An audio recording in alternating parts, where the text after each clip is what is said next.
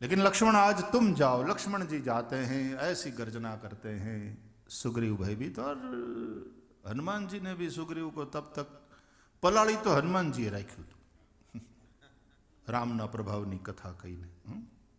सुग्रीव आते हैं भगवान की शरण में और फिर पगे लागी ने बोलते हैं कि ये जो कुछ हुआ इसमें मेरा वांक नहीं है प्रभु। मेरा वांक नहीं है,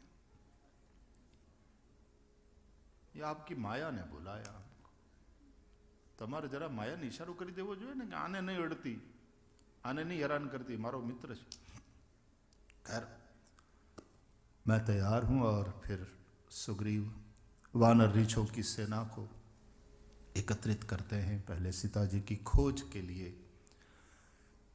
4 ग्रुप बनाए जाते हैं और सबको चारों दिशा में भेजा जाता है। दक्षिण में जाने वाला जो समाज है उसमें जाम्बवान भी है, उसमें अंगद भी है, और उसी में हनुमान जी भी।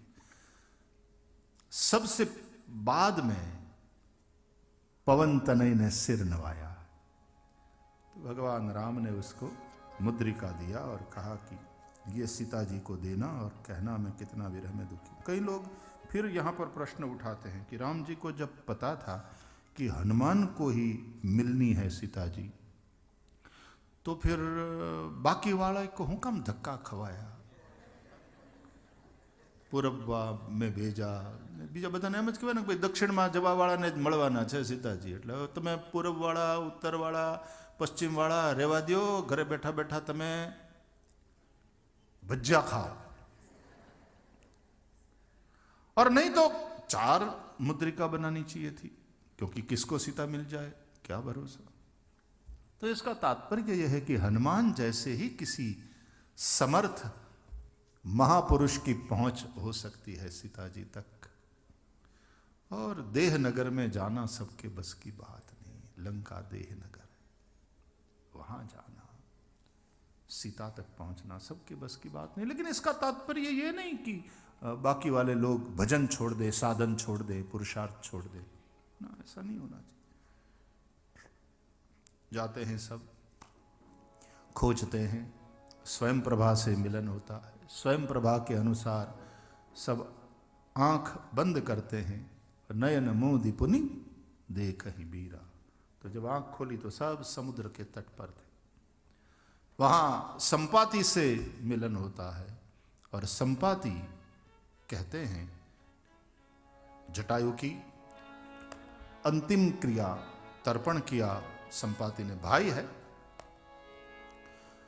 और कहते हैं कि देखो मेरे पंख आने लगे, आप रघुवीर की कृपा में पूरा भरोसा करो, और मैं देखूं तुम नाही, देगी दही दृष्टि अपार, बूढ़ भयो नत करते हो कछुक सहाय तुम्हार।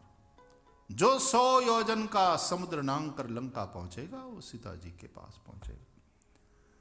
कहकर संपाति गए, सब अपने अपने बल का बखान करने लगे, और हनुमान जी बड़े प्रसन्न होकर सबके बल की बातें ओ वाओ कहते हुए, इस भाव से हनुमान जी सबके बल की बातें सुन रहे हैं, लेकिन अपने विषय में कुछ नहीं बोल रहे, दूसरों की बड़ाई सुन करके प्रसन्न हो रहे हैं।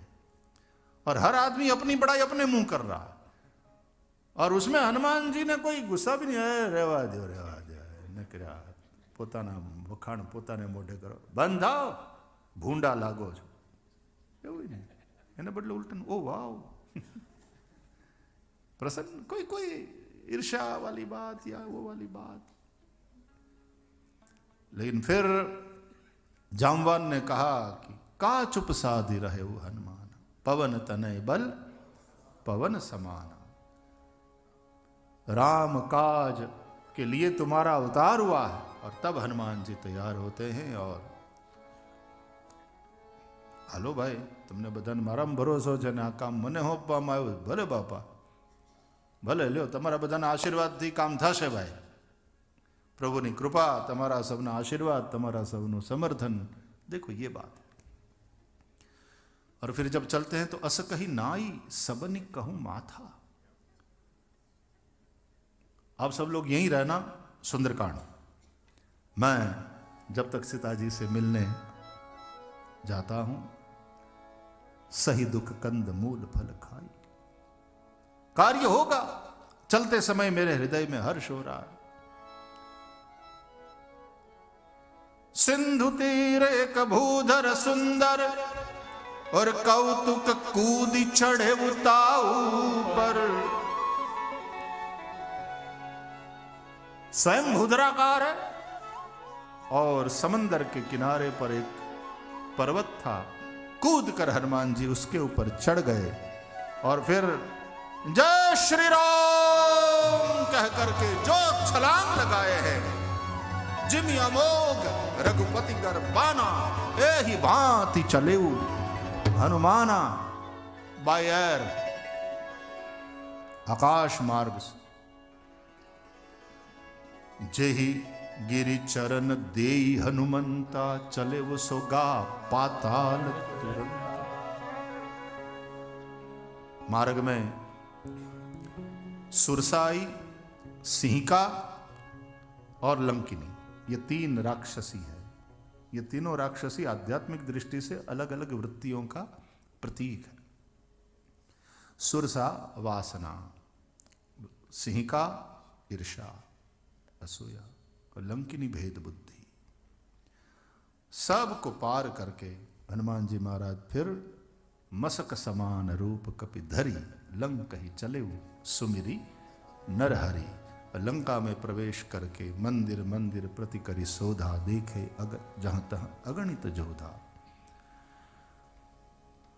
रावण के मंदिर में भी कहीं सीता नहीं दिखी। देखो प्रत्येक को मंदिर कहते हैं क्योंकि दृष्टि यह है ना कि मेरी माँ जहां रहती है वो तो फिर मंदिर है, मेरी माँ जहां विराजती वो मंदिर। रावण के महल के वातावरण को देखकर हनुमान जी को ये भरोसा हो गया कि यहां नहीं हो सकती। साधु पुरुषों को वैसे भरोसा हो जाता है यहां नहीं हो सकती, वातावरण ही वो नहीं है। और फिर विभीषण के जब घर गए तो आई हो तो हो संभावना से, क्योंकि हरि मंदिर तह भीन बनावा नव तुलसिका वृंद तह रामायुध अंकित गृह शोभा वर्णिन जाय नव तुलसिका वृंद तह देखि हर्ष कपिराय। जीवन चलता रहे। बोलिए हनुमान जी महाराज की जय।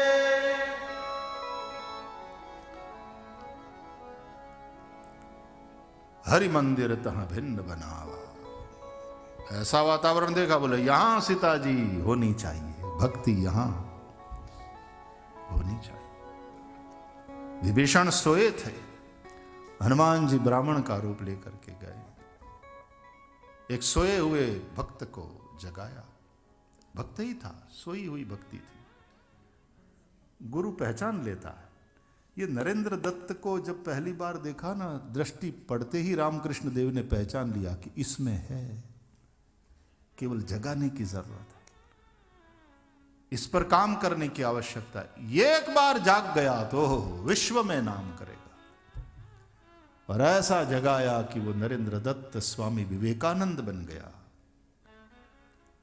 केवल भारतवर्ष को नहीं, विश्व को वो प्रेम का संदेश, विश्व बंधुत्व का संदेश वो विश्व धर्म परिषद में शिकागो में स्वामी विवेकानंद जी के द्वारा प्राप्त हुआ। विभीषण मिलते हैं, हनुमान जी परिचय देते हैं। हनुमान जी से कोई परिचय पूछे ना तो हनुमान जी की ये पद्धति है कि वो सबसे पहले राम कथा सुनाएंगे, राम जी के विषय में सुनाएंगे। तब हनुमंत कही सब राम कथा और फिर निज नाम। मैं उन भगवान राम का दास हनुमान। इस तरह से कोई परिचय पूछे उनका और वो परिचय करावे पहले भगवान राम का, और उनके नाते फिर अपने आप को प्रस्तुत करे कि उन प्रभु श्री राम का मैं दास हूं, मेरा नाम हनुमान है।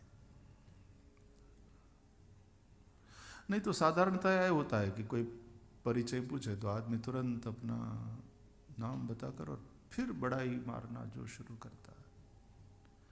ये भगवान के नाते, भगवान के माध्यम से अपना परिचय कराते। ये वैष्णव का, संत का, साधु का यही स्वभाव होता। और फिर विभीषण से ये सुन करके कि सीता जी अशोक वाटिका में है, श्री हनुमान जी वहां जाते हैं। तरु पल्लव मह, लुकाई रहे, छुप कर बैठ। रावण आता है, सीता जी को धमकाता है, डराता है। एक बार विलोक ममोरा, मंदोदरी आदि सभी रानियों को तेरी अनुचरी बना दूं। छोड़ उस तपस्वी को, क्या रखा है उसमें, तेरी सुधि भी नहीं ली, छोड़। सीता जी ने तृण उठा करके रावण को जवाब दिया। एक तो बीच में तृण रखा, मर्यादा, पर पुरुष से बात कर रही है। और दूसरी बात, तृण दिखाने का तात्पर्य है तू जितना चिल्ला ले, तेरी औकात मेरी दृष्टि में तृण के समान है। मैं इस तृण के से ज्यादा तुझे कुछ नहीं मानती।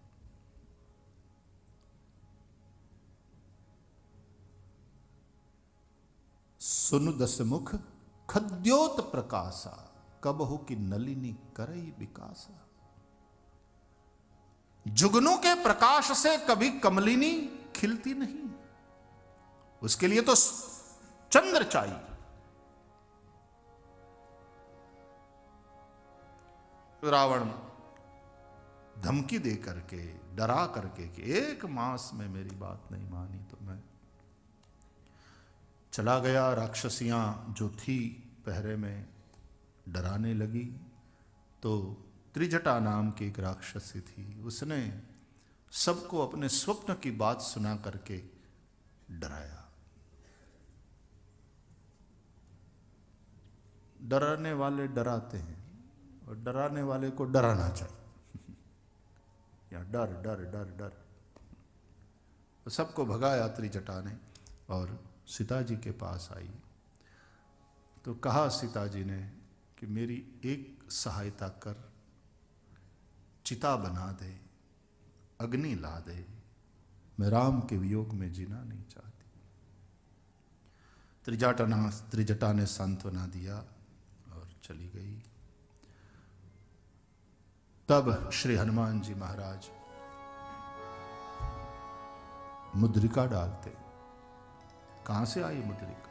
रामचंद्र गुण बरने लागा, और सुनत ही सीता कर दुख भागा, वो श्रवणामृत जेहि कथा सुनाई।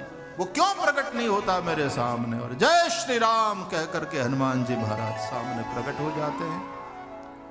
तो फिर बैठी मन विस्मय भयो, पीठ दिखा करके सीता जी बैठ गई। फिर संवाद होता है, कौन है तू? बोले रामदूत मैं कैसे मानूं? बोले मां तू जानकी, मैं तुझे मां कह रहा हूं। बोले ये हरण करने आया था, वो भी मां कह करके ही भिक्षा मांगा था, इसलिए अब यहां वालों के मां संबोधन में मुझे भरोसा नहीं हो रहा।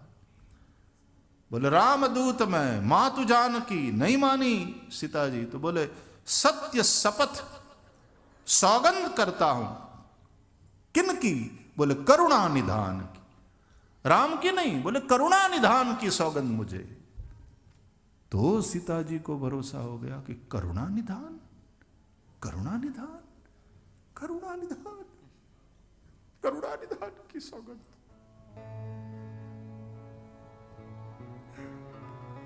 इस शब्द से तो सीता जी संबोधित करती थी राम को।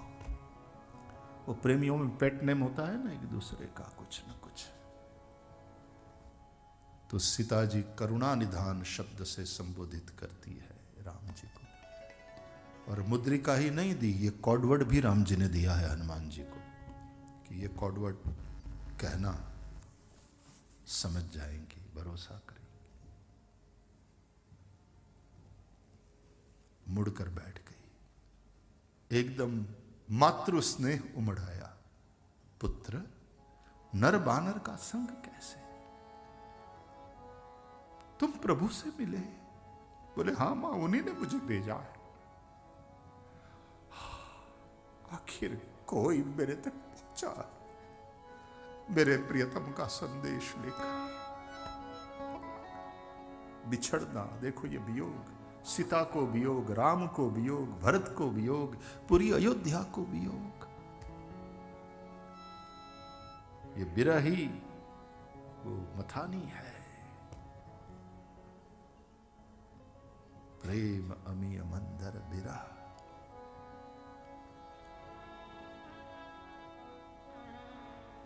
हनुमान जी ने सारी कथा सुनाई। यह मुद्रिका मां तुम्हें आनी। प्रभु तैयार है, सुग्रीव से मिताई हुई है, 18 पद्म वानर रीछ की सेना तैयार। बस मैं आप तक पहुंच गया, खबर मिल गई, प्रभु से कहूं उतनी बार है, तुरंत सब यहां। सीता जी मन ही मन थोड़ी निराश हुई कि 18 पद्म, लेकिन बानर और रीछ, यह तो यहां वालों की खुराक है, इन लोगों को तो सप्लाई, फूड सप्लाई मिलेगा। बोले बेटे एक बात पूछूं? बोले हाँ मां। सेना में सब तेरे जैसे ही हैं कि कोई बड़ा और थोड़ा वीर, इतना मजबूत आदमी? तो हनुमान जी समझ गए। जय श्री राम कहते ही हनुमान जी ऐसे भूधराकार हुए कि सीता जी विस्मित हो गई, देख नहीं पाई, आंख बंद कर ली। बेटे जैसे थे वैसे हो जाओ, समझ में आ गया। हनुमान जी ने कहा मां ऐसे 18 पत्नी, चिंता मत कर। फिर कहा सुनहु मात मोहि अतिशय भूखा। मां भूख लग रही है।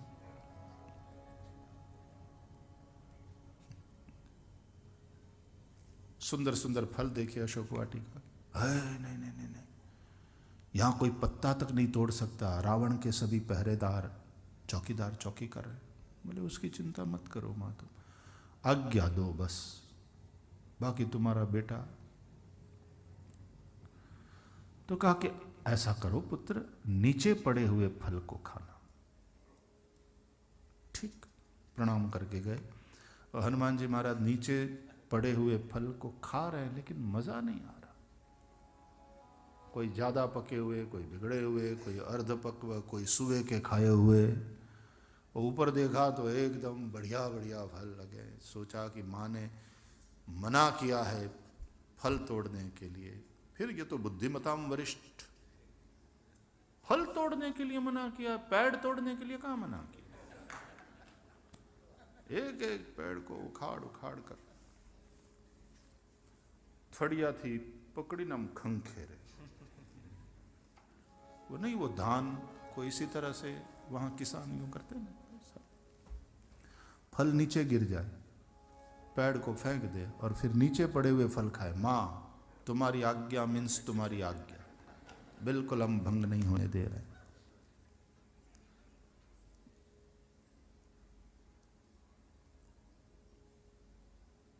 भोजन अच्छी तरह से चल रहा था और अचानक हनुमान जी के ख्याल में ये बात आई कि मां तो कह रही थी कि बहुत बड़े चौकीदार, ये सब कहां गए? कोई आवतू न थी, कोई रोकतू न थी। खाता खाता ऊंचું થઈને જોયું તો ઓલા બધા પીન પીડ્યા હતા, ડ્યુટી ઉપર પીધેલ। तो एक पेड़ फल सारे गिरा दिए नीचे और पेड़ उन लोगों के ऊपर फेंका,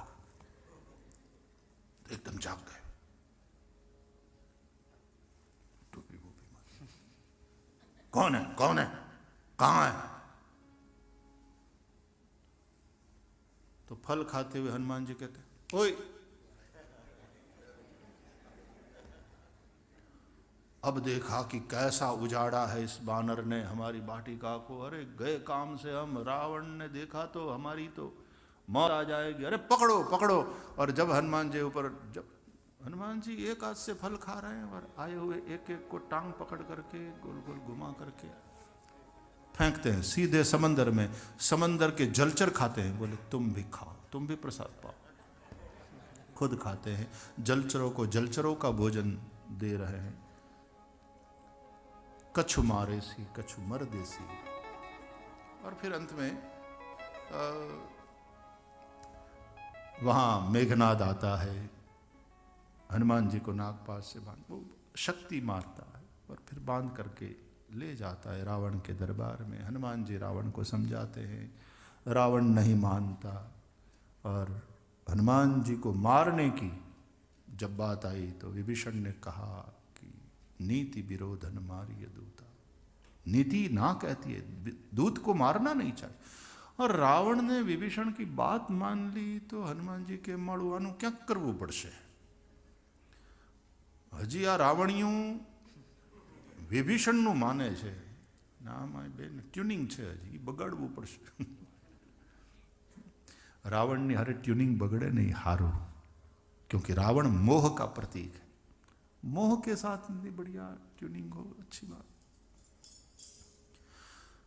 तो फिर जब हनुमान जी की पूंछ जलाने की बात आई, हनुमान जी ने पूरी लंका जलाई, लेकिन एक विभीषण का घर नहीं, उसको छोड़ा।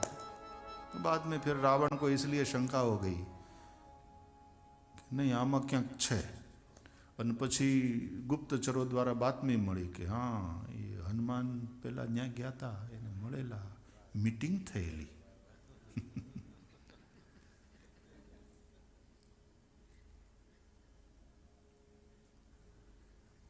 पूरी लंका को जलाया, फिर समंदर में गए, पूंछ बुझाई खोई श्रम। सीता जी के पास आते हैं, सीता जी को प्रणाम करते हैं, सीता जी अपना चूड़ामणि देती है और हनुमान जी महाराज गर्जना करके वापस लौटते हैं।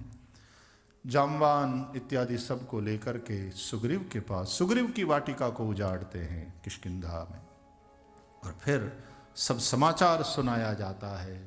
जाम्बवान हनुमान के पराक्रम की कथा सुग्रीव आदि को सुनाते हैं। हनुमान अपने मुंह अपनी बड़ाई नहीं करते, अपने मुंह अपनी बड़ाई करना वो मृत्यु रूप है, आत्मश्लाघा मृत्यु है।